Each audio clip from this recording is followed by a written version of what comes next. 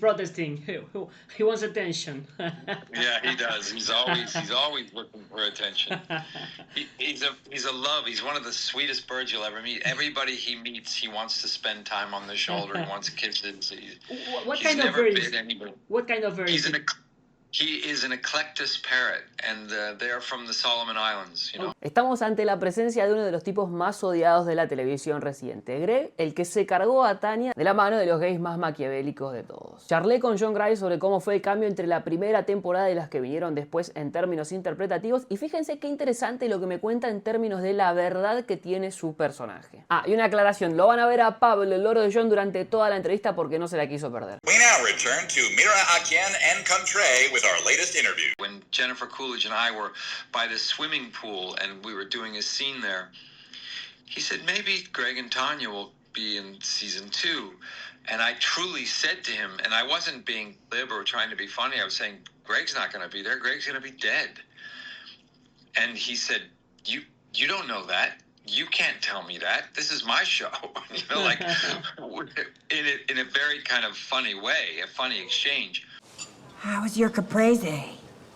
I was told that the cheese was made by a blind nun in a basement.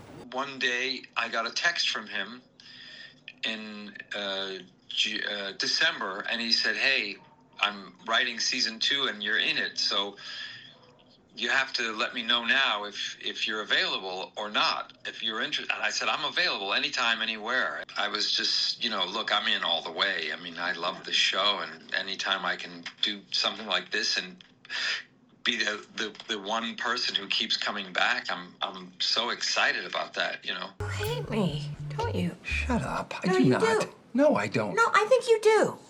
You know what? I'm paying attention. I remember that you told me that for the first season, this was like a man who was like ticking boxes of things that he had to accomplish in life. Yeah. So that was aspirational. But now he's a criminal, allegedly. So what changed preparing this character? It was an adjustment, you know, because, you know, when Mike White wrote me before season 2 and said, he asked, you know, that text came and I said, of course, I'll go anywhere, anytime. And he said, okay, it's going to be Sicily and it's going to be March. And then he said, and P.S., Greg is diabolical.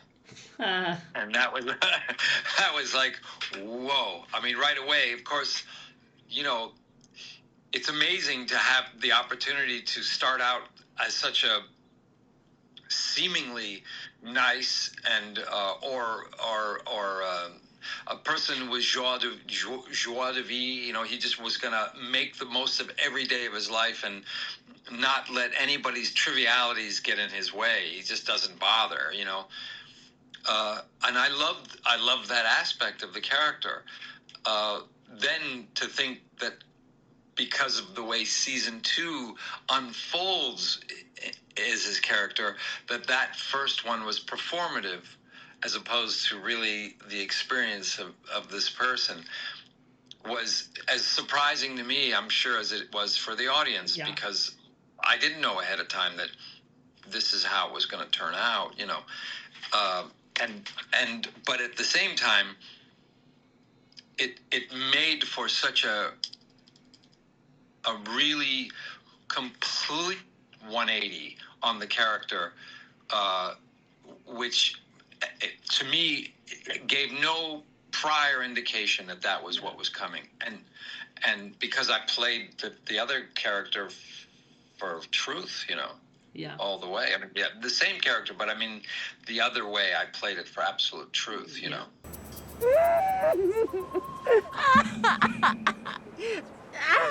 Tanya. When season 1 came out, I literally had people pulling up next to me in their car and rolling down their window and going, I love you, you know. And then season 2, they would look at me and say, I hate you. I hate you. Because, you know, she's iconic. And certainly this role was iconic. And so, yes, then during season 2, there was a kind of dark cloud hanging over all of us, I think, because she didn't want to be killed off. I mean, she was, I think, sad about it at the same time because it's such a wonderful character. And certainly I was sad about it. I mean, and I imagine Mike was sad about it, but it was just one of the things that he, the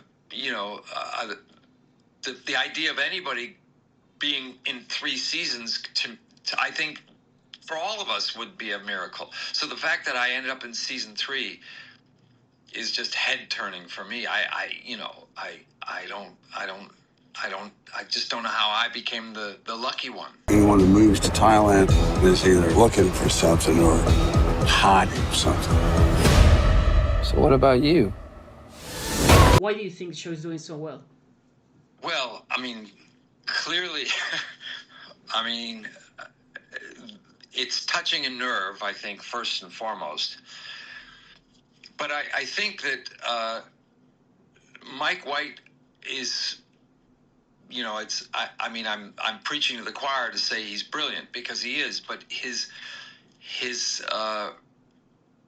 sense of timing, it's a very zeitgeist kind of thing that's going on. He's right in the pocket at this particular point in time, and he is pushing the buttons of a lot of ideas that, though we think we're progressive, are very verboten, and they inspire a certain reaction. They're definitely cringeworthy, but at the same time, I think it's oddly compelling. And I know that everybody, I'm sure, from the season had a lot of concern about just because Jennifer's gone. It's a whole new cast. It's a whole new season. And, I think there's the responsibility that the performers feel that they want to bring their A game and bring these amazing characters to life and give them justice and duty, or whatever it is. They want to make sure that they give them their due. And I think that, with Mike White at the helm, there was nobody who was going to miss. He's such a very detailed director, and though sometimes when you read what he's doing, what he's writing, when you finally see it visually, you realize that he's playing like multi-level dimensional chess. It's not sometimes as plain as it seems on the page. You start to see it in a completely broader light, and it's just fascinating. Remember that guy I saw at dinner last night? I know him. Holy shit. Yeah. Which season did you enjoy the most so far?